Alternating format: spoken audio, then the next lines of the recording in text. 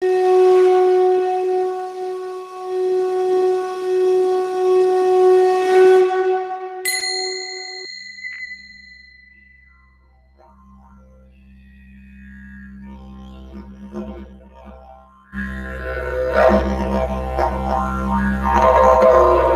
espada de Damocles. Conduce Pablo Veloso.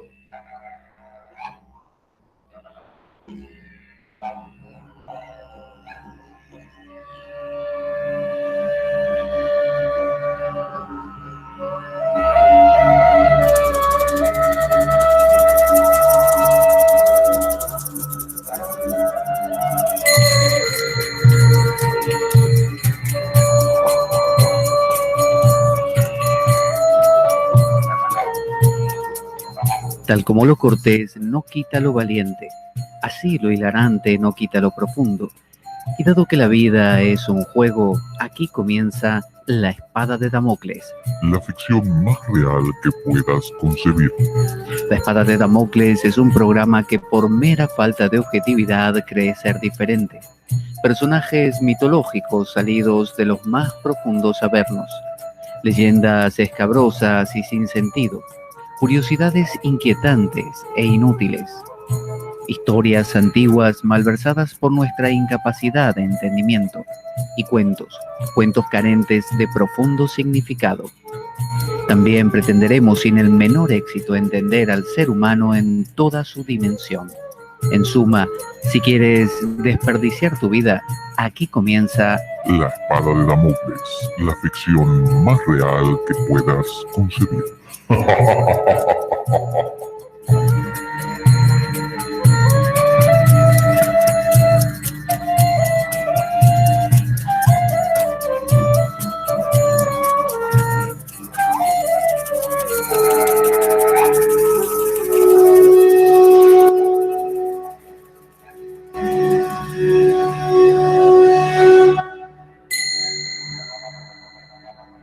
Espada de Damocles.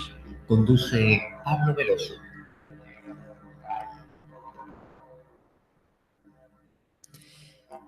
Buenas para todos. Aquí estamos en La Espada de Damocles. Soy Pablo Veloso para encontrarnos otra vez y tratar un tema interesante. En lo que nos toca hoy es la segunda parte del programa que habíamos comenzado hace muy poquito. Tenemos varios programas abiertos como si fueran puertas que están ahí disponibles para ir transitándolas. Desde el Bhagavad Gita, algunos temas bíblicos también, y este tema que es el de Plotino. Habíamos dicho que para tratar a Plotino, lo que se usa son, que lo tengo por ahí lejos, son las eneadas. Las eneadas de Plotino son, eneada viene de 9, son 9 tratados que están distribuidos en las eneadas famosas de Plotino. Son 6 tratados, perdón, eso me había liado, 6 tratados que contienen 9 partes cada uno, por eso son eneadas. Entonces, si abordamos esa lectura sin nada previo, quizá resulta un poco difícil, pero si usamos como base el comentario de Pierre Hadot, que es o era un francés que tenía mucho acierto a la hora de analizar a un filósofo como Plotino, filósofo del año 200 más o menos de nuestra era cristiana. No se sabe exactamente dónde nació, él no contaba mucho de su vida personal, no le gustaba que supieran ni siquiera el día que había nacido para que no le festejen el cumpleaños. Fíjense, no quería que le hicieran ni siquiera un retrato ni una estatua, que él decía, mi imagen no importa, ¿no? No importa cuándo nací, ni de dónde vengo, ni qué nacionalidad tengo. Lo que importa en tal caso es lo que cuento. ¿Por qué nos interesa Plotino o por qué me interesa presentar a Plotino y no nos quedamos con los autores tradicionales, por ejemplo, del misticismo, por ejemplo, de Oriente o de la India? Bueno, porque hay toda una tradición que deriva de Platón que ha sido de alguna manera denostada. Ha sido, sobre todo por el auge del cristianismo, ha sido cada vez relegada más. Por empezar, se cerró la famosa Academia Platónica y que estuvo durante larguísimo tiempo funcionando. Bueno, se cerró, estos filósofos tuvieron que emigrar a otros países como Siria, por ejemplo, y se fueron dispersando. Esto no se acabó, siguió funcionando y luego apareció lo que se llama el neoplatonismo, es decir, una especie de remake del platonismo que persistió. Occidente se olvidó del platonismo. Occidente cristiano, luego de la caída del Imperio Romano, de Occidente se quedó sin Platón, no tenía Platón. Lo único que había de Platón, la única cosa que había de Platón y el neoplatonismo entraba por España justamente, porque en España estaba la presencia de los árabes, que como eran grandes traductores de los textos griegos, bueno, tenían esa sabiduría y por España entró un poco en Europa, pero muy poquito. Realmente hubo que esperar hasta el siglo XV, el famoso Renacimiento italiano, cuando Marsilio Ficino y Pico de la Mirandola, o Mirandola, no sé dónde va el acento, fueron los que trajeron de nuevo estos textos y los tradujeron al latín. Y fíjese que, lo que le voy a decir, hubo que esperar todavía hasta, no sé si fue 1800, para que se tradujese al inglés, al inglés. Imagínese al español, lo que habrá tardado, al castellano. Es decir, los anglosajones, los de habla inglesa, tienen a las obras de Platón, los diálogos platónicos, desde la misma época que tienen las obras de Shakespeare, para que se dé una idea. Quizá le erré ahí con la fecha de 1800 con respecto a Shakespeare, que no la tengo clara, pero esa es la época más o menos donde se tradujo al inglés desde que apareció la obra de Shakespeare. Más o menos la misma época apareció la obra platónica en el mundo anglosajón. Y al mundo español, hispanoparlante, imagínese lo que tardó. Con esto le quiero decir que ha dado un largo rodeo la sabiduría platónica. Y esto es porque no se quería, ya lo hemos hablado en algún programa, no se quería aceptar la sabiduría de los antiguos, de los griegos. Inicialmente la Iglesia Católica o cristiana lo hizo, lo tomaba como una revelación secundaria. La revelación profunda la tenía la Iglesia a través de los patriarcas, y la revelación secundaria, como que decían, bueno, estos filósofos también, obviamente se nota que han tenido, bueno, profundidad y nos pueden aportar cosas. Pero mucho más adelante, y para eso remito a un programa que hice sobre el tema, se descubrió, pero le digo mucho más adelante, ¿no? Épocas así como el 1700, se descubrió que las obras de Dionisio Areopagita, obras clave para el cristianismo, eran un fraude de los propios neoplatónicos que desde Siria, viendo que los habían sacado del mapa, se metieron de nuevo en Europa, dejando una especie de manuscrito ahí como diciendo, mira, esto lo escribió Dionisio Areopagita, que era un personaje importante de la época de Pablo de Tarso. Entonces, el cristianismo lo tomó, se lo creyó, y como tomó a ese personaje que hablaba de cosas muy similares, por casualidad, entre comillas, a, a Platón y a los neoplatónicos, aceptó a Platón y a los neoplatónicos. Cuando se enteraron de que la obra Teología Mística de Dionisio Areopagita era un fraude, era un engaño que les habían hecho, era un caballo de Troya que les habían metido, tiraron, como se dice, arrojaron junto con el agua de la bañera al niño. Es decir, se deshicieron, dijeron, basta de estos filósofos. Y se deshicieron de todo. Luego, cuando en Europa entró nuevamente, como le digo, todo el tema de Platón a través de Florencia, ¿no? De los Medici y todo esto del Renacimiento italiano, se crearon universidades, pero no para enseñar el platonismo. Se crearon universidades, y esto lo cuenta muy bien Pierre Grimes, que es un tipo, pero fascinante, que está en YouTube, lo pueden buscar, Pierre como si fuera en francés, Pierre Grimes. Es un tipo que tiene como 90 y algo de años, una lucidez increíble, sigue hablando de filosofía con una profundidad inusitada. Va a pasar desapercibido, no lo va a conocer nadie, porque si uno ve sus videos de YouTube, tiene, no sé, 40 visitas, nada más. Mientras que otros que son superficiales tienen millones. Bueno, este hombre es un grande, seguramente no vivirá mucho más, tiene 94, me parece. Y bueno, él contaba que se crearon estas universidades para que se, entre comillas, enseñaran los textos platónicos. Entonces, cuando se hablaba de algo platónico, neoplatónico y demás, había siempre, como la mayoría de los alumnos no sabían leer, había un lector, había un tipo que te leía, decía, bueno, el Timeo, vamos a leer el Timeo. Platón, Sócrates dice tal cosa. Y había un profesor que es el que profesaba la doctrina cristiana. Entonces el profesor te traducía lo que decía el texto platónico para que no lo entendieras mal. Es decir, si Platón decía X, el tipo te decía, sí, dijo X, pero según nuestra perspectiva no es X, es Y. Entonces, las universidades tenían como fin,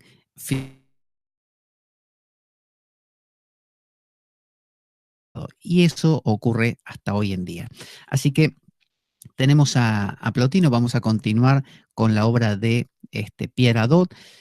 Le doy la bienvenida a los que están aquí en el chat. Saluda LIM, que creo que es Luisa, bienvenida. Andrés Felizán dice hola, buen día desde Argentina. Buenos días, Andrés, bienvenido. Y Leonardo Jankowski, que también es de Argentina y dice buenas. Buenas para ti, Leonardo. Gracias por estar. Pueden comentar en el chat. Dice Pierre Hadot, vamos a ir intercalando lo que dice Pierre Hadot y lo que dice el propio Plotino, que es lo que nos interesa, los fragmentos de las Eneadas. Y estamos apelando a la raíz de nuestra cultura. Porque cuando uno dice, bueno, los Yoga Sutra de Patanjali, el Vedanta hindú, genial, pero esto es la nuestra.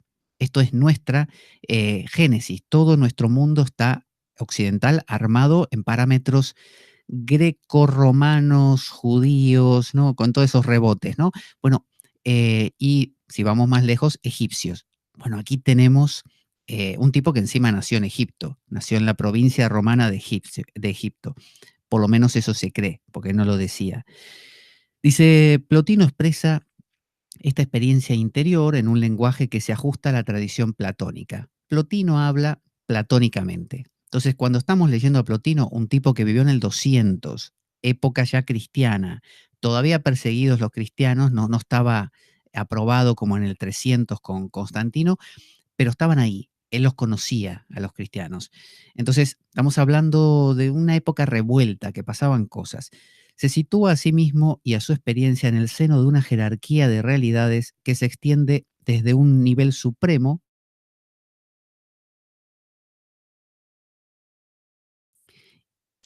Ahí se ha cortado un poquito. Bueno, ahí ha vuelto la señal. Dice que, se lo repito, y de paso mientras voy a compartir la pantalla, ahí vamos a poner la pizarra, así puedo explicar una cosa. Está diciendo que Plotino explica el mundo como si fuera en varios niveles, varias realidades. Platón mismo ponía por sobre todo al uno, o a veces lo llamaba el uno bien, ¿no? Eso como si fuera el tope, la cima de una especie de gran montaña, ¿no? Ahí arriba está el uno bien.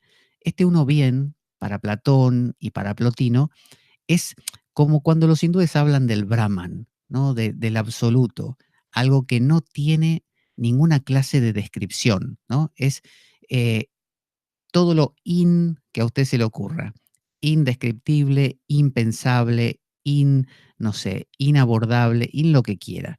Este no se puede describir. Esto es lo que decía Plotino también. Pero decía Plotino que de aquí nace una expresión, este uno bien se expresa, y se expresa como lo que se conoce como el nous. El nous le podríamos llamar también el intelecto. Intelecto, ahora lo vamos a explicar. El intelecto. Entonces, intelecto. Plotino y Platón también proponían esta idea. Luego, el nous sigue expresándose y forma la sige, o también conocida como psique, ¿no? La sige o psique es lo que conocemos como, podríamos decir, la mente o también el alma, el alma. Cuando decimos alma no nos referimos a una personita que está dentro nuestro y que cuando nos morimos, ¿no? Si está dentro de, así de nuestro cuerpo, cuando nos morimos sale por la coronilla de la cabeza y se va a un cielo o a un infierno. No, no. Alma tiene que ver con animado, algo que está animado. Entonces un perro tiene alma, un perro está animado, un perro reacciona, un perro siente, ¿no? Una planta también tiene alma, solo que más simple. Una roca tiene alma porque usted la golpea y suena, entonces reacciona también. Pero volvamos a esto. Nous, Sige y más abajo está lo que se llama soma, o el soma sería como el cuerpo, ¿no? Cuerpo, cuerpo físico. Y algunos le dicen soma y también le dicen sema, que significa tumba, ¿no? Pero no en un sentido despectivo, sino en un sentido de que uno queda, digamos, contenido dentro de ese marco. Entonces, lo que plantea aquí el amigo Plotino es que este uno bien se va como expresando, se va manifestando. Y esto nos muestra que no hay cortes. No es que uno tiene una especie de corte por aquí y dice lo de arriba es el mundo espiritual y lo de abajo es el mundo material y negativo. No, lo que dice es que sí, hay niveles, pero todos estos niveles están conectados entre sí porque son una expresión del otro, una expresión del otro. Entonces, ninguno es negativo o malo. Sencillamente, cuando uno se sitúa aquí, en la cima de una montaña, la visión que tiene de conjunto es mucho más clara que si uno está situado aquí. Entonces lo que nos dice Plotino es que si uno se queda centrado en su cuerpo, probablemente vea poco del mundo de la psique, de la mente, vea menos del mundo del intelecto o del nous y menos todavía del ser, ¿no? Del uno bien. Entonces, decía Plotino que cuando uno eh, trabaja con la psique o la mente, el alma, como uno le quiera llamar, esta alma tiene dos niveles. Está la psique sensible, sensible en el sentido que tiene que ver con los sentidos, es decir, está vinculada con el cuerpo. Entonces, esa es la mente que tiene esta mente, perdón, ahí no, aquí, sensible es la mente que tiene el 99% de las personas. Una mente aplicada al cuerpo, una mente que está preparada para comer, procurarse la comida, dormir, procurarse el techo y el descanso, reproducirse y defenderse. Es decir, está hecha para cosas muy básicas. Y si le quiere agregar a usted hacerse selfies, por ejemplo, hacerse un selfie, eh, estar en las redes sociales contando su vida, darle like y que le den like y sentirse más feliz. Bueno, todo eso es producto de una mente, una psique sensible, como si esta psique tuviera una división al medio, así. Tiene una parte aquí abajo y otra parte arriba.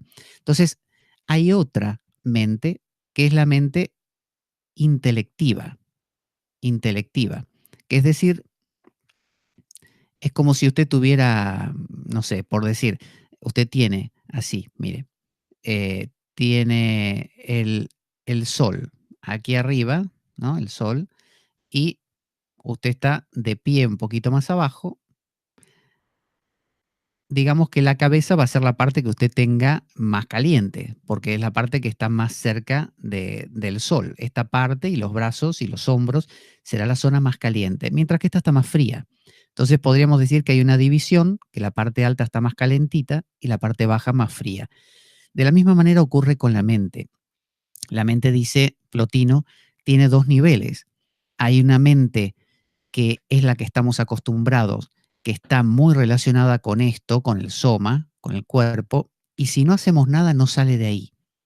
Pero hay otra mente, otra parte de la mente, que está más cerca del nous, del intelecto, Y esa mente es capaz de, si uno la trabaja, si uno trabaja esa parte, detenerla, detenerla. ¿Qué quiero decir con tenerla? Bueno, que si uno no lo practica, esta mente o esta psique, si uno no explora esta dimensión, directamente no la vive. Si uno está acostumbrado al soma, al cuerpo, y a esa mente que dijimos superficial, no va a salir de ello. Pero si usted empieza a, no sé, leer, por ejemplo, libros, ¿no? Donde le hablan de que hay una realidad más profunda, que existe el ser, que existe la meditación. Si usted de repente medita, por ejemplo, ¿no? O no sé, escucha a otro que le cuenta cosas y le habla de realidades más profundas. Bueno, eso que a usted le cuentan y que usted escucha, lo va a transformar, le va a dar una especie de, lo que diríamos un ajá, ese ajá, un descubrimiento. Dice Pierre Grimes, por ejemplo, que cuando a uno le cuentan un chiste, usted le cuentan un chiste y hay una parte donde usted dice, se da cuenta de lo que le acaban de contar y le causa gracia. Ese momento de gracia es un momento donde usted dice, "Ah", bueno, ese momento de descubrimiento, eso es intelecto. Intelecto. Es una cualidad que tiene el alma. Vio que mucha gente no tiene estabilidad. Uno le cuenta un chiste y no lo capta. Uno le cuenta una verdad, cualquiera de estas, y no lo capta. Pero no lo capta no porque no esté ahí esa verdad, está, pero la persona no es capaz de verla, no es capaz de verla porque le falta el inte, intelegere, que creo que se escribe así, intelegere, que significa leer, leer entre líneas, leer entre. Entonces, si a mí me cuentan un chiste y no me río, o leo algo y no lo entiendo, veo que en la alquimia hay un dicho que dice así, dice, leye, que significa lee, de leer, ¿no? Repite, leye, otra vez dice, leye, luego dice, releye, o sea, relee, luego dice, ora, o sea, reza, labora, trabaja, o sea, haz, y finalmente dice, et invenies, es decir, y descubrirás y encontrarás, ¿no? Entonces, lo que nos está diciendo esto es que eh, no tenés que leer, no sé, un diálogo platónico o la Biblia una vez en tu vida y decir, ya está, la leí, ya lo tengo, no me molestes más, ya la leí. No, se lee 250 millones de veces hasta que te salga por las orejas, hasta que encuentres qué hay entre una letra y la otra y por qué esta letra se repite en esta y en esta, qué conexiones hay. Es decir, empieza a ver algo que nace en uno, una habilidad que estaba dormida llamada intelecto. Intelecto. En griego, nous, ¿no? Eso es el intelecto. Eh, ¿Que hay gente que no lo tenga? No, lo tienen todos, todos lo tenemos. Lo que pasa que no estamos acostumbrados a cultivarlo, estamos acostumbrados a la literalidad. Entonces, leer, leer, leer, releer, orar. Orar nos lleva a rezar, que tiene que ver con sé humilde, no te la creas, sé humilde, porque si no sos humilde, perdiste, te vas para abajo otra vez. Labora, ¿no? Labora, es decir, aplica todo esto, no lo dejes como un conocimiento solamente teórico, et invenies, y vas a descubrir. Entonces, lo que nos está diciendo Pierre Adot aquí en esta introducción al texto plotiniano es que nuestra psique o alma, ¿no? Podríamos ponerlo así, psique o alma, tiene dos dimensiones. Una que es intelectual, que la podemos aprender a cultivar, intelectual, y otra que es sensible o corporal. Entonces se trata de que trabajemos esta sige y nos acerquemos cada vez más a este mundo, que es el mundo llamado también nous. Y el nous es lo que llamaríamos el espíritu, ¿no? El mismo que Jesús suele decir, mi alma está consternada, pero mi espíritu, dice, está ávido, ¿no? Está predispuesto. Es decir, el espíritu siempre está conectado. El alma no. El alma a veces está triste, contenta, no sé, agobiada, distintas cosas, pero el espíritu no. Entonces, el nous es cuando uno se sienta a meditar, perdón, ahí, vamos a hacer así, así.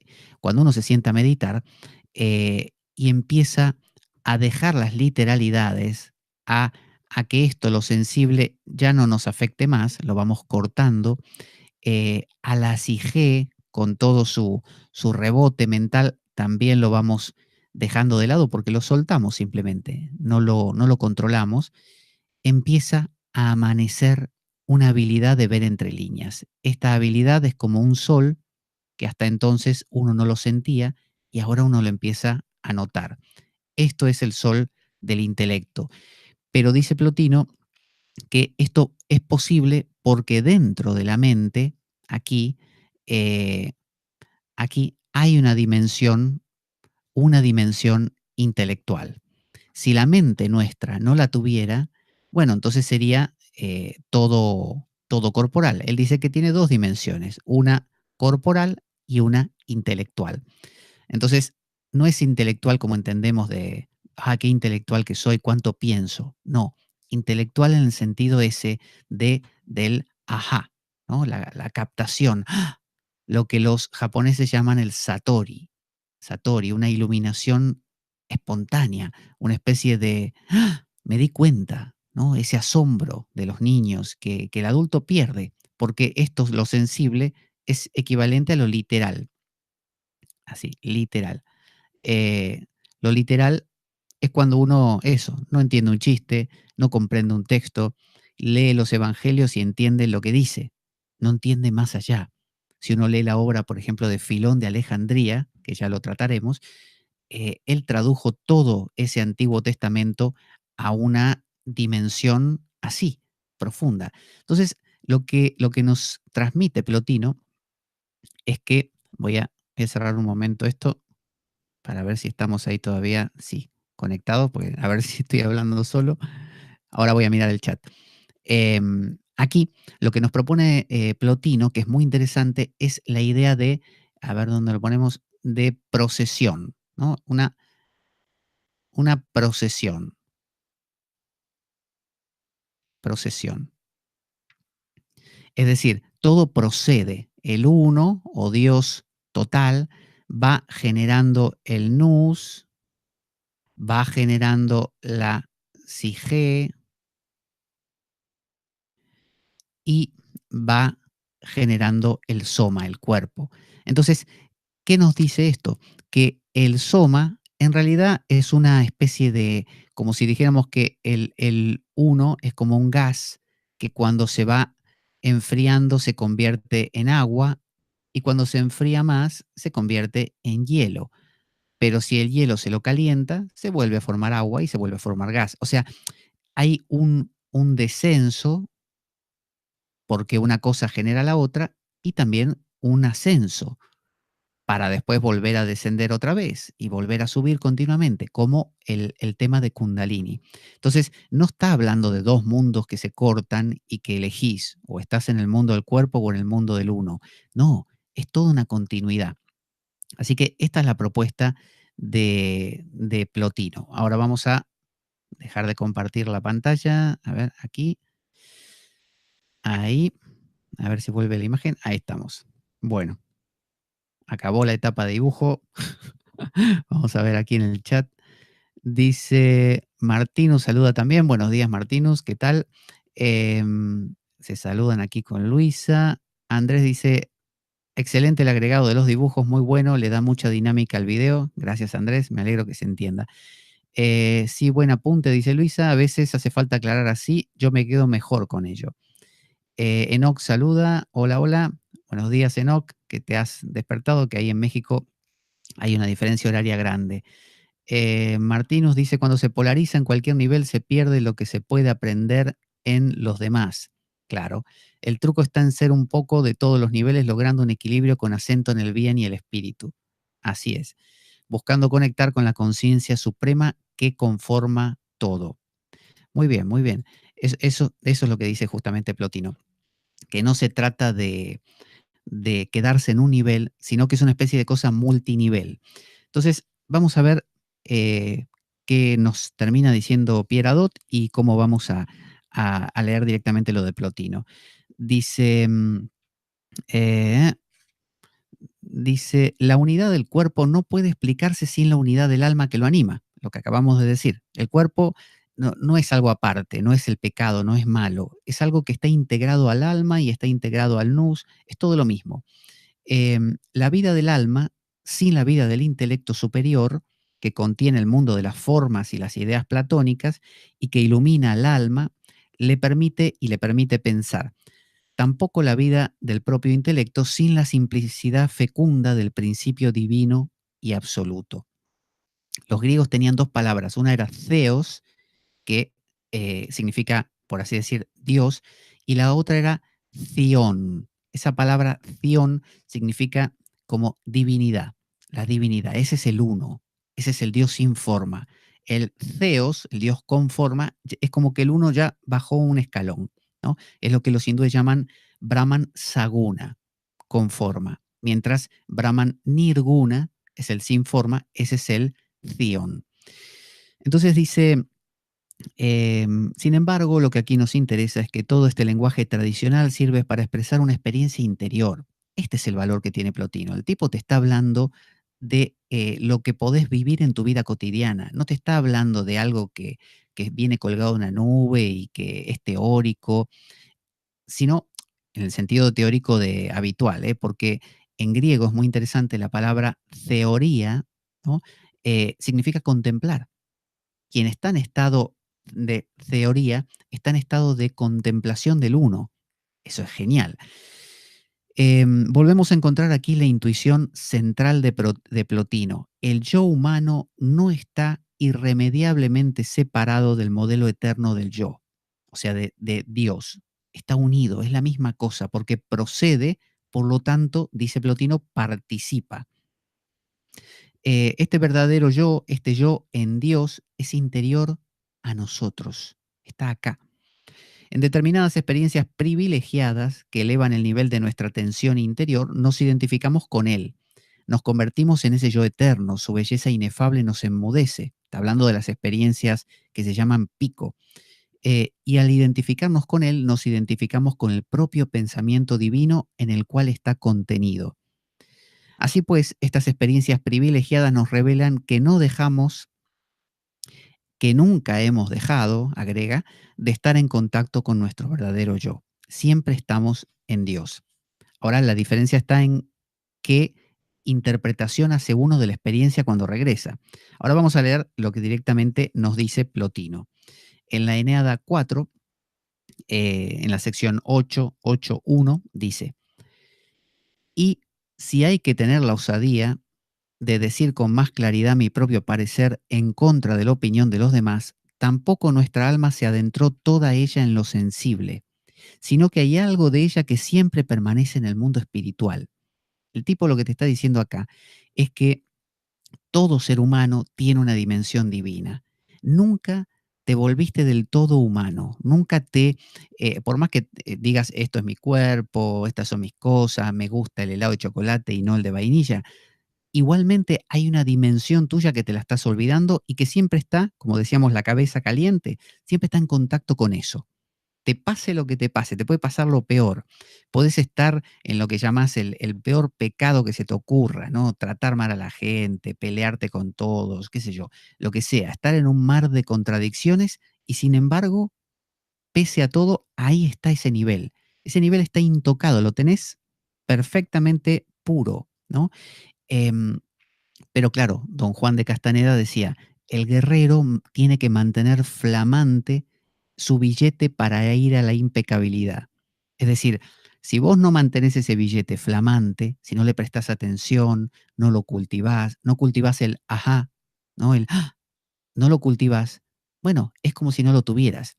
Y es lo que le pasa al 99% de las personas. Viven vidas donde lo único que hay es trabajar, sobrevivir, pelearte con el vecino porque no tenés nada que hacer, enfadarte con todo el mundo, contradecir a otros, solamente porque tu vida es mediocre.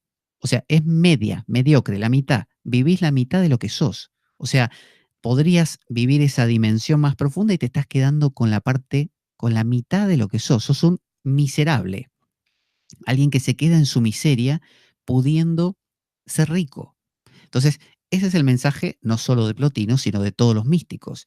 Pero Plotino dice por eso, si tengo que decir la verdad contradiciendo a otros, porque él en esa época también exponía sus ideas enfrentado a ideas gnósticas, ideas cristianas, dice, tampoco nuestra alma se adentró toda ella en lo sensible, sino que hay algo de ella que siempre permanece en el mundo espiritual. Es como una dimensión. Algunos le llaman hoy en día el yo superior. Ese yo superior es intocado. Agrega ahora Pierre Hadot. Dice, si esto es así, todo está en nosotros y estamos en todas las cosas. Nuestro yo se entiende, se extiende de Dios a la materia, puesto que estamos aquí, estamos ahí arriba al mismo tiempo que estamos aquí abajo. Como dice el Tantra, lo que está aquí está allí. Si no está aquí, no está allí. O sea, todo es una graduación de. No es que hay un Dios allá que es totalmente distinto a mí. No, imagen y semejanza. Semejanza viene de símil, símil, similar. Similar es lo mismo, lo mismo. Como dice Plotino, retomando una expresión homérica, nuestra cabeza está fija por encima del cielo, ¿no? Esto proviene de la Ilíada. Pero a continuación surge una duda, y vuelve Plotino ahora con una de sus fragmentos. Dice, si albergamos en nosotros tan grandes cosas, fíjese cómo escribe Plotino sus Eneadas, en forma de autopreguntarse, porque quiere que el lector, él escribía, solo que Porfirio, su discípulo, fue el que arregló todo esto, le dio forma.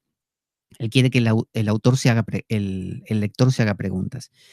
Dice Plotino, si albergamos en nosotros tan grandes cosas, ¿por qué no tenemos conciencia de ello? ¿Por qué la mayor parte del tiempo permanecemos sin ejercer estas actividades superiores?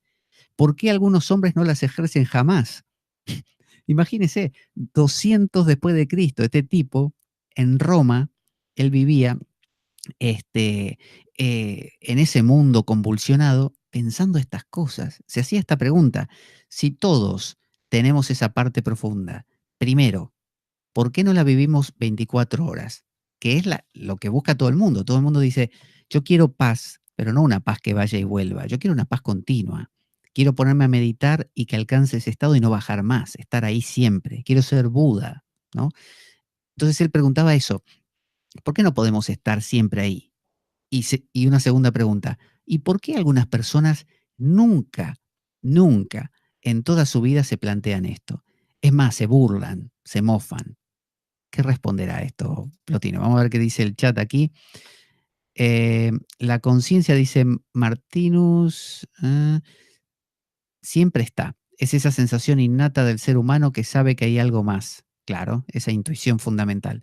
Empezar a buscar esa conexión con ese algo más es incómodo. Hay que cuestionarse cosas. Exacto, exacto. Cuando uno se empieza a conectar con eso, obviamente es una revolución. Es una revolución contra el entorno, porque que uno pasa a ser el loco, como le dicen aquí en España, el freaky, el raro, y al mismo tiempo para uno mismo, porque uno tiene que reorganizar toda su vida. Plotino se responde a sí mismo. Fíjese lo que responde Plotino. Ahora estamos con lo que dice el propio Plotino. Usted consigue las Eneadas, no este libro que es un comentario a algunas Eneadas en especial, sino algunos fragmentos, sino las Eneadas mismas. Y usted va a encontrar esto todo el tiempo. Un tipo que sucede es que no todo cuanto se encuentra en el alma está consciente, dice Plotino, sino que nos llega a nosotros al llegar a la conciencia. Vamos a hacer así, vamos a compartir la pantalla de nuevo y vamos a mirarlo en la pizarra que es más fácil de entender. Aquí vamos. Ahí va. Entonces, lo que nos dice aquí el amigo Plotino es que esta totalidad del uno, o el uno bien, si uno le quiere llamar así también, así le llamaba Platón, y también el nous, que ya dijimos que es su expresión, el nous o el intelecto, em, desciende, ¿no? Desciende a nosotros. Aquí, esto desciende. ¿A dónde? Al, a la psique, al alma, ¿no? A la psique, ahí, al alma.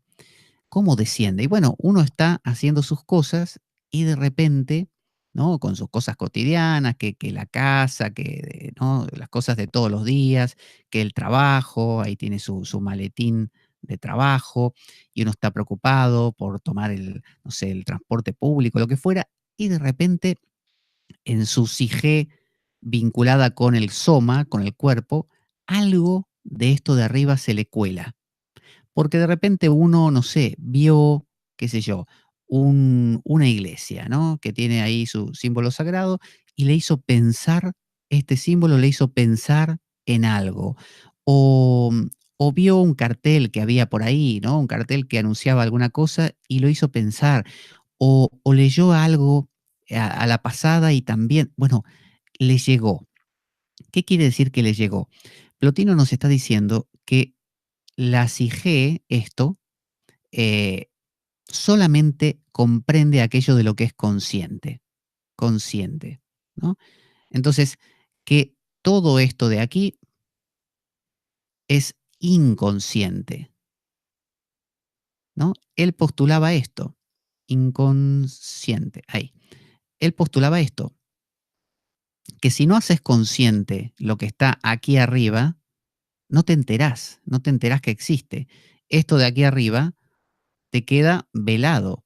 Y es más, él decía que hay otra cosa por aquí debajo, que es lo que llamaríamos el inconsciente, llamaría Jung el inconsciente personal. Este sería el inconsciente para Jung colectivo,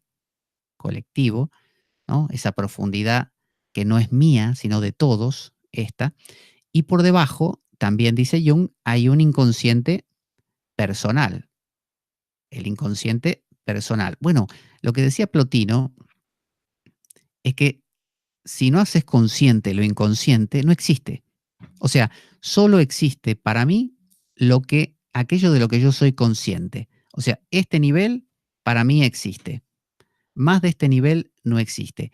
Si yo hago consciente otros niveles, a medida que gano, por ejemplo, conciencia sobre este nivel, ahora lo hice consciente, ¿no? A este nivel lo hago consciente.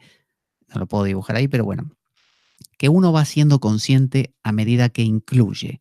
Entonces, decía Plotino que uno tiene su vida cotidiana, con sus cosas, con su mente corporal, y puede mantener una mente corporal que sea no sé, un 10% de todo lo que existe, es una mente muy estrecha, o puede ir aumentando esto y este techo lo va levantando. Entonces lo pone por aquí arriba. Y si uno pone el techo por ahí arriba, ahora tiene todo este espacio adicional que antes no lo tenía, con lo cual este 10% se convierte en un 30%. Entonces, hay gente que, como bien decía un maestro armenio llamado Gurdjieff, eh, decía este hombre que uno nace sin alma. Es decir, quería decir esto, uno nace sin espíritu, ¿no? O sin un alma espiritual. Entonces, si no la cultivas, si no aumentas este tamaño, si no haces consciente lo inconsciente colectivo y consciente lo inconsciente personal, llamado a veces sombra, ¿no? Esto, sombra, no existe. Entonces, aquí da la respuesta entonces Plotino. Decía, lo que sucede es que no todo cuanto se encuentra en el alma está consciente. O sea, si no sos consciente de esto de aquí arriba, no existe. Entonces vivís una vida donde no te enterás, no te enterás. Te podés pelear con todo el mundo, podés comprar, vender, comer, reproducirte, defenderte y jamás te vas a cuestionar. No va a haber ni siquiera el cuestionamiento de ¿y esto qué es? No, o ¿esto qué es? No te lo cuestionás porque no sabes que existe. Cuando decían que cuando los españoles llegaron a América en sus carabelas, ¿no? Ahí esto es una carabela, algo así.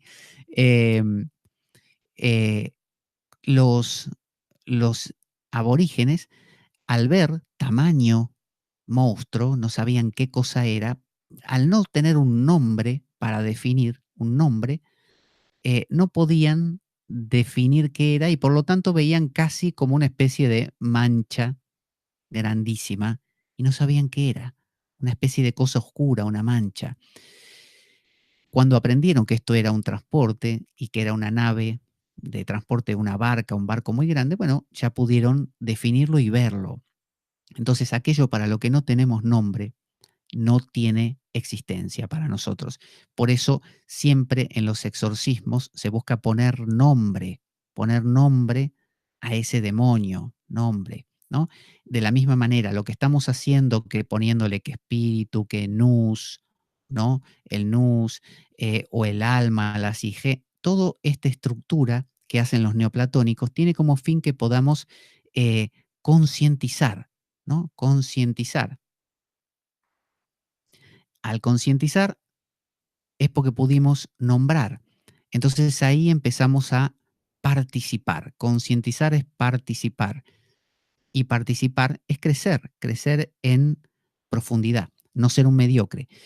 Entonces dice, cuando una actividad del alma se ejerce sin que se comunique nada a la conciencia, esta actividad no llega al alma por entero. Es decir, no es que esto de arriba no esté, está en todos, pero no te enterás. Vos podés tener una sombra de tengo ganas de comer una tarta de chocolate y no te enterás de que tenés esas ganas y las ganas las tenés igual. Y vas a culpar a todos los demás que son unos golosos, cuando en realidad el goloso sos vos. Entonces, se trata de hacer consciente lo inconsciente.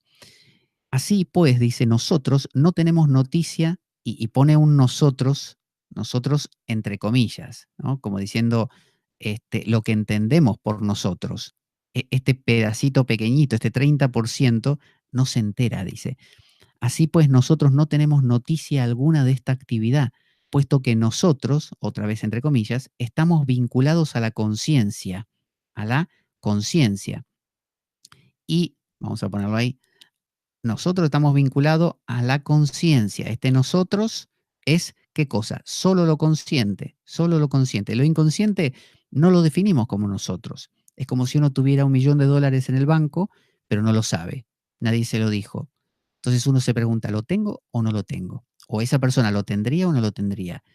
Y literalmente lo tiene, pero no lo tiene porque no lo usa, porque no lo sabe, no le da ningún uso, no constituye una especie de elemento que conforme su identidad, al estilo de soy un millonario, no, porque no lo sabe. Entonces, el nosotros, ¿no? El yo de esa persona no va a ser rica, aunque sea rica, esa es la paradoja. Entonces dice así, pues nosotros no tenemos noticia alguna de esta actividad, puesto que nosotros estamos vinculados a la conciencia y nosotros no somos una parte del alma, sino el alma entera, el alma entera. Entonces, él está diciendo, somos el alma entera, pero nos enteramos solamente de la parte que está, voy a detener esto, que no puedo hacer 10 cosas a la vez. Nos enteramos solamente de la parte que está consciente. A ver qué hay en el chat. Voy a beber un poquito de agua. Vamos a compartir la pantalla para ver el chat, así lo vemos todos. Aquí dice, eh, yo creo que polarizar con el ego, dice Martinus, es lo que hace que no podamos ver más allá del cuerpo. Claro, cuando uno se centra, hace su morada solo en el cuerpo, ahí obviamente no ve nada. Por eso toda la ascesis que no es darse con un látigo en la espalda, sino que es una catarsis, una purificación, busca trascender, pero no eliminar, esa es la cuestión, no eliminar al cuerpo. Dándole al ego, dice, el lugar de totalidad y no de herramienta de aprendizaje. Así es. Dice, dice, sí, ponele que una carabela, bien. Dice Luisa, si reconoces tu sombra a través de los demás, puedes llegar a entender y que existe un inconsciente colectivo y crear conciencia a partir de ella misma. Ah, vale, es una pregunta. Sí, claro, claro. La forma de ver las sombras es a través de los demás. La forma de enterarte de algo es en contacto con una otra cosa. Y cuando esa otra cosa no es consciente, a veces se proyecta. Se proyecta las dos cosas, lo inconsciente colectivo también se proyecta a veces en una persona, el gurú, por ejemplo, una persona que uno dice, esta es la encarnación de Dios, o este tiene poderes paranormales, este es divino. Bueno, estás proyectando esa otra dimensión más profunda, ¿no? La del inconsciente colectivo. Vamos a cerrar aquí. Les recuerdo de paso que nuestro programa carece de sustento económico externo, de manera que quien quiera colaborar y apoyar a la Espada de Damocles a través de algún pequeño aporte, como si me invitaran a un café, pueden hacerlo escribiéndome a pablojorgeveloso@gmail.com y ahí les cuento cómo pueden hacer efectiva esa posibilidad, que eso sirve para poder conseguir justamente esto, material bibliográfico, material también electrónico, que mejora la calidad y la eficiencia de nuestro programa. Y desde ya, muchísimas gracias por eso. Gracias a la gente que siempre regularmente va apoyando al programa, que son los que hacen posible justamente esto. También, por otro lado, que ya estamos cerca del final, no me quiero olvidar que pronto viene el viaje a México, donde voy a estar para fin de año, quizá no se sabe si noviembre, diciembre, voy a estar ahí. Justamente Enoch es uno de los que está trabajando muy, muy duro en esa dirección, al cual le agradezco mucho. Y pronto vamos a estar haciendo reordenamiento vital grupal. Es decir, esto mismo, trabajando un tema, pero solo que con la gente en grupo, con preguntas, con debate, con aplicación de lo que vamos viendo. Pero una dinámica muy similar, tomando un tema y desarrollándolo. Así que vemos que Plotino, por eso animo a su lectura, Plotino es alguien que explica las cosas de una manera muy afín, muy sencilla, muy de preguntarse. Dice, em, dice, por tanto, dice ahora Pierre Hadot, el comentarista, no somos conscientes de este nivel superior de nosotros mismos, que es nuestro yo, en el pensamiento divino, o mejor dicho, que es el pensamiento divino de nuestro yo, aunque este sea una parte, la parte superior de nuestra alma. Y dice, ¿podemos realmente decir que nosotros, pregunta Adot, somos unas cosas de las que no tenemos conciencia? ¿Y cómo explicar esta inconsciencia? La siguiente pregunta que se hace Plotino y que lo desarrolla aquí en un comentario largo que, bueno, puede que lo abarquemos, dice, se pregunta, ¿cómo es que somos inconscientes de eso? Ya vimos que hay gente que es inconsciente, pero ¿de qué manera se produce esa inconsciencia? ¿Para qué? ¿Tiene algún fin? Dice, pregunta Plotino, más nosotros, ¿quiénes somos nosotros? Es como el famoso ¿quién soy yo? ¿Quiénes somos? ¿Qué es esto? ¿Por qué me pasa esto? ¿Por qué no soy consciente a ese nivel? ¿Por qué no somos todos unos budas? Dice, dice, ¿quiénes somos nosotros? ¿Somos la parte del alma que permanece siempre en el espíritu? ¿O somos la que se añade a ella y está sometida al tiempo? Fíjese, lo que está diciendo Plotino es, ¿qué parte soy yo? ¿Soy la parte del alma súper profunda? ¿No? Soy la, la parte, él se pregunta, ¿quién soy yo? ¿No? ¿Quién soy? Eso se pregunta Plotino. Y dice, ¿soy la parte del alma profunda, el alma intelectiva, ¿no? La que está abierta, ¿no? Así, abierta a, eh, a ese especie de sol, ¿no? Que es eh, el, por un lado, el uno, el uno bien, y su brillo, este brillo del uno bien, que le llamamos el intelecto, ¿no? El intelecto o el nous, ¿no? ¿Soy eso? ¿Soy esto yo? ¿El alma intelectiva? ¿Soy la parte más profunda de mí mismo? O, dice Plotino, soy la otra parte del alma, el alma sensible, ¿no? Soy el alma sensible, la que está al revés, eh, abierta a otra realidad, que es la realidad del soma, ¿no? Del cuerpo. ¿Qué soy? ¿Qué pregunta? Porque si la respuesta es soy la parte de arriba, entonces acá se va a formar una especie eh, de división radical entre lo de arriba y lo de abajo, insalvable. Entonces vamos a entender que este es el mundo del pecado, el mundo malo, del que hay que salir para ir al mundo puro, ¿no? Al mundo puro del bien. Pero Plotino no dice eso. Dice, em, aunque no es preciso decir que antes de que se produjese el nacimiento actual éramos otros hombres en el mundo trascendente, algunos de nosotros incluso éramos dioses, almas puras, espíritu, espíritu unidos a la totalidad del ser, parte del mundo espiritual, sin separación, sin división, pertenecíamos al todo y ni siquiera ahora estamos separados de él. Es decir, por un lado dice, antes de que ocurriera esto, el alma sensible, uno era aquello. Esta, dice Plotino, es nuestra naturaleza eterna, eterna, eterna y continua. Esto quiere decir que, aunque haya habido en un sentido, un descenso, no hay pérdida.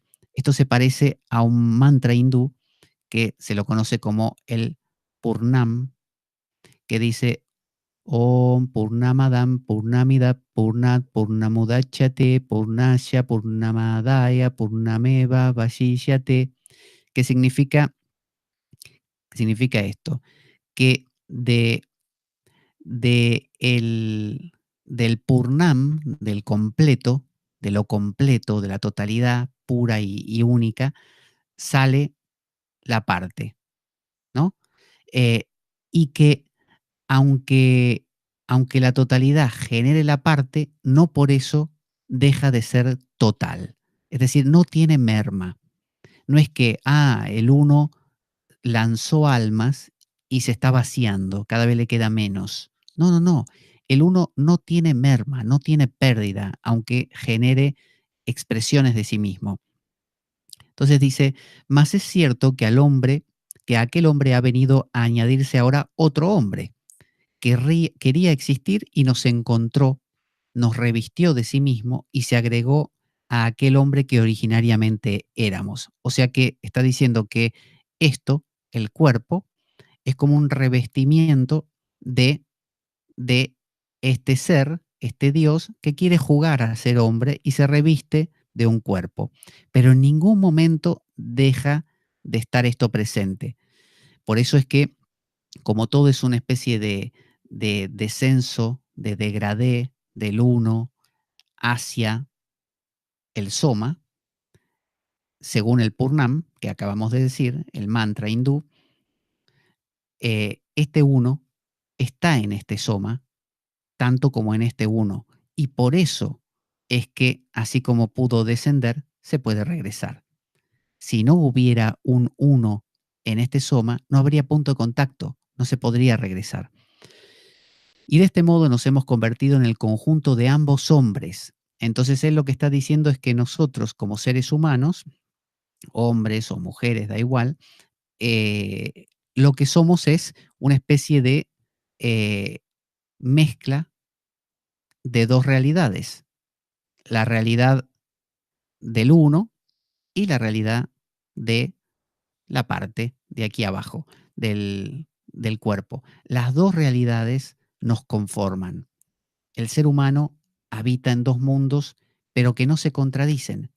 Uno es expresión del otro, solo que el mundo del soma por el tipo de educación que hemos recibido, por cómo va nuestra cultura hoy en día, em, resulta ser el único expresado. Y entonces se convierte en un único mundo en que vivimos y nos olvidamos de ese uno. Por eso Platón hablaba de la importancia de la anamnesis, que es lo contrario a la amnesia. Es recordar. Recordá, por favor, acordate que esta parte proviene de este, ¿no? Em, ya para terminar, nos hemos convertido en un conjunto de ambos hombres y más de una vez ya no somos lo que éramos anteriormente y somos aquel que nos hemos añadido a continuación. Está diciendo que más de una vez nos pasa que esta parte de abajo se convierte en la importante, que tira demasiado y se convierte en el único mundo en que vivimos. El hombre que éramos deja de actuar y de algún modo de estar presente. Es decir, el hombre, el hombre que éramos, este de aquí arriba, deja de actuar, ya no se manifiesta, no nos enteramos, y lo único que hay para nosotros es eh, esta realidad de aquí abajo, que se convierte en el único mundo real para nosotros. Y ahí da respuesta a Plotino de cómo puede ser que esto, el soma, se convierta en algo tan sólido para nosotros y tanta gente se olvide de aquello otro. Así que bueno, vamos a cerrar esto, vamos a detener aquí, esto aquí, y vamos a mirar aquí en el chat. Uf, hay varios comentarios, así que vamos a volver a compartir la pantalla y ya nos despedimos. A ver, ¿dónde estamos? Estoy con el lápiz este, aquí, compartir, compartir. A ver, dice... dice Luisa, bueno, dice, tal vez lo que de verdad se pudiera entender como llegar a la felicidad, más que bienes materiales, bienes espirituales que te cambian la forma de ver y apreciar la vida. Exacto, sí. Pequeñas cosas que podríamos llamar espirituales que te van abriendo puertas a una realidad más rica. Martín nos dice es un equilibrio porque por muchos bienes espirituales que tengas, si no tienes para comer, no te sirven de mucho. Por eso, Plotino y todo el mundo griego.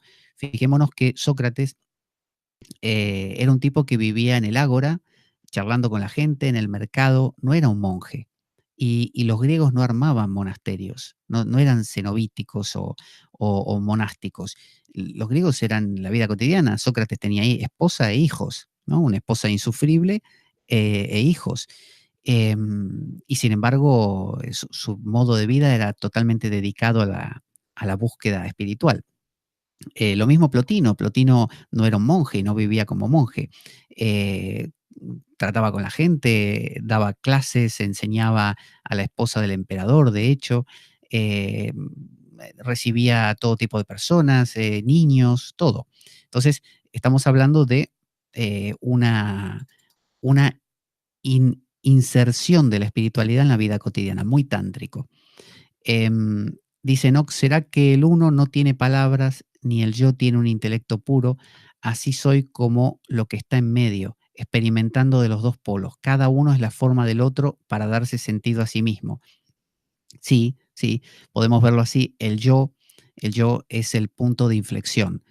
Por eso también esto lo decía Jung, que decía que si no hay yo, no hay conciencia. Entonces Jung estaba bastante en contra de esta idea no dual, a mi entender, la mala interpretación de la no dualidad, que es cuando alcancemos ese estado, todo se disuelve, no hay más yo y para siempre no hay más yo.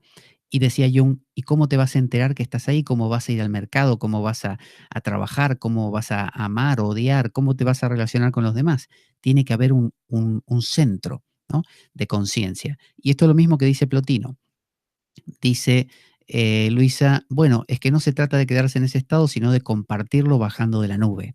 Claro, esa es la idea del bodhisattva, del Buda que no se quedó en la iluminación, en el nirvana, bajó, se convierte en el que encarna el karuna, la compasión de ayudar a todos los demás.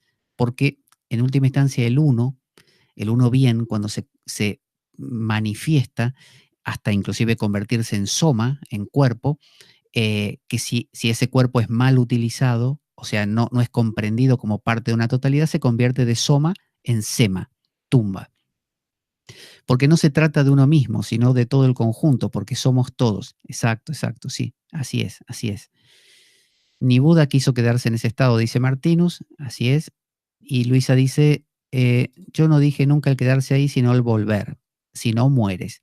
Eso mismo, Luisa, dicen los hindúes, que aquel que alcanza el Jivan Mukti, la liberación Mukti en vida, Jiva, normalmente si no baja de ese estado antes de los 21 días, que es una cifra simbólica, muere.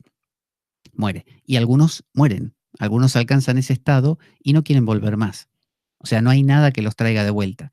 Por eso Ramakrishna, que lo estamos tratando en otro programa, decía, cuando él sentía que se iba a esos informes, decía, quiero fumar, quiero comer pescado, es decir, cualquier excusa, cualquier pequeño deseo para volver a interesarse en algo y generar un yo, ¿no? Exacto, dices lo que dices, un equilibrio, pero para entender hay que subir, exacto, porque si uno no sube, no conoce, ¿no? Y la vida no tiene esa dimensión, carece de esa dimensión. Martín nos dice, sí somos todos, pero solo llego a todos cuando soy la totalidad equilibrada en la gran conciencia suprema. Sí, es verdad, se llega a esa totalidad desde arriba, desde arriba. Desde acá abajo, por así decir, no se puede entender la idea de somos todos, a menos que uno realmente experimente esa fuente, esa fuente. Un grande Sócrates, hacer lo que la gente hace. Sí, eso es lo que decía don Juan de Castaneda, tener recursos para poder bajar. Dice Julián Oikawa, ¿cómo puedes acceder a lo inconsciente?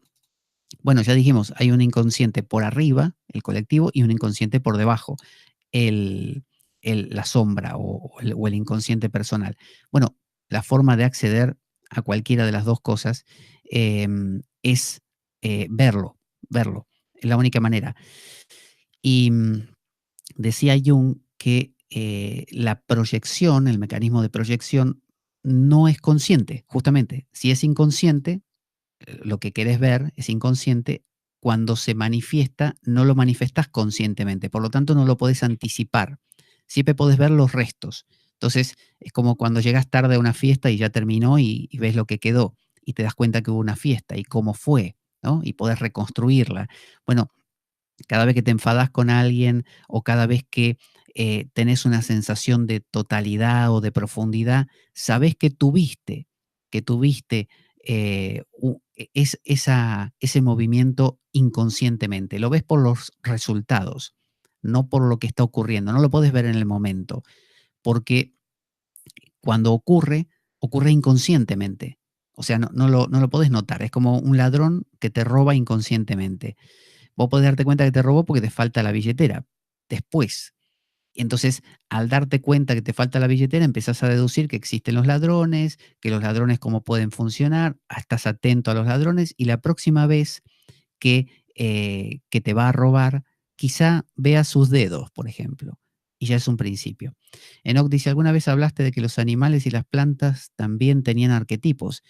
¿También tendrán esta relación nus y soma de alguna manera? Sí, la totalidad, todo lo que existe está armado, por así decir, de esta forma.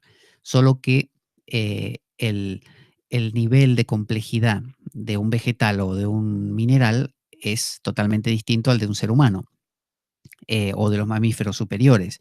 Entonces, esta capacidad de tener este nus en funcionamiento y con esa frescura, por así decir, es propio del ser humano.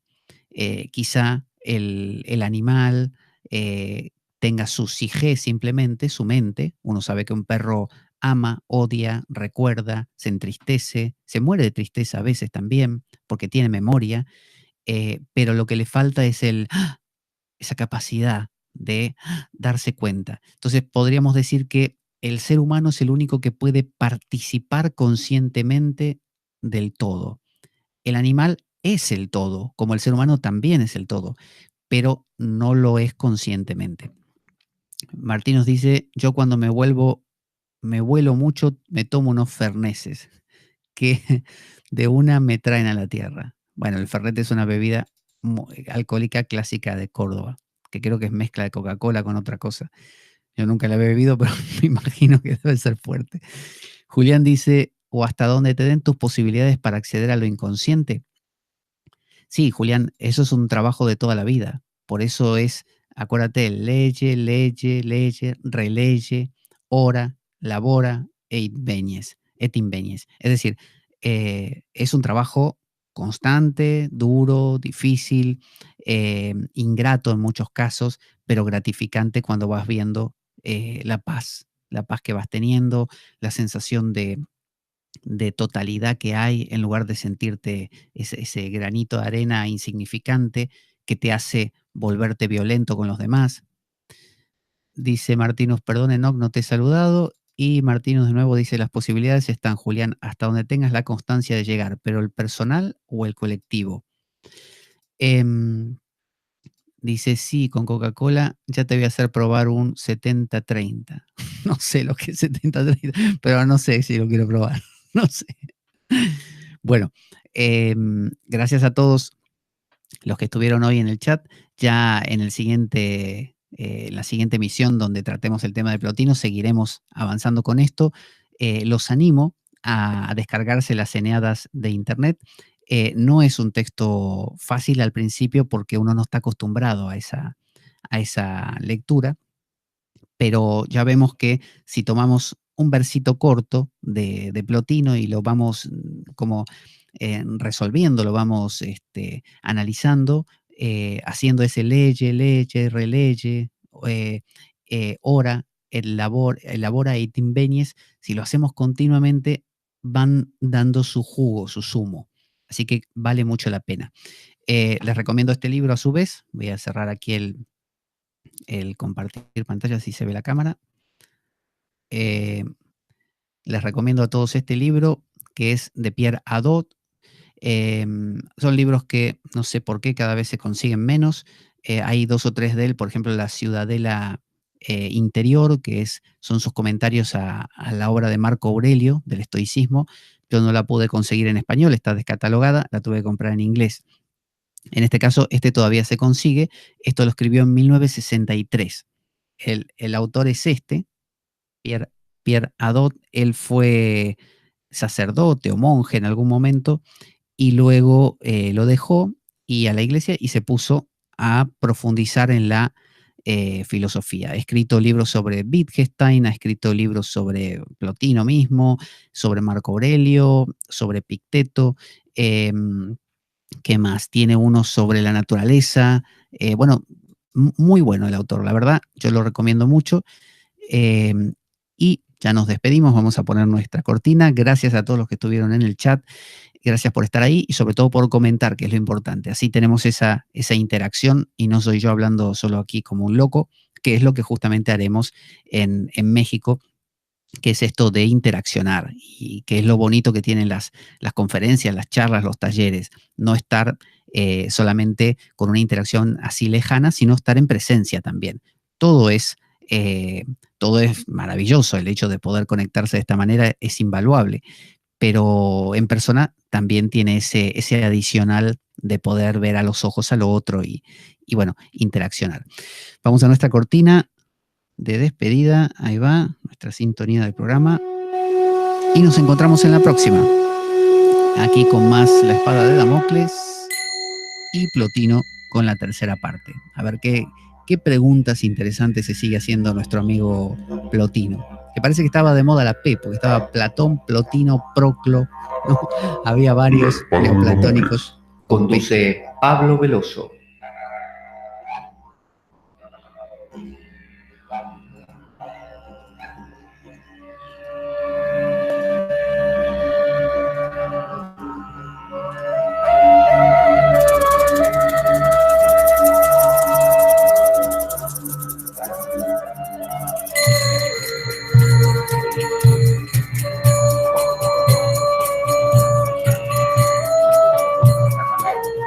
Y dado que la vida es un macabro juego, concebido por una mente perversa. Únete a nosotros en nuestro próximo programa, cuando escuches las siguientes palabras. La espada de Damocles, la ficción más real que puedas concebir. Buena vida para todos, buena semana y... ¡Avanti, Damocleanos!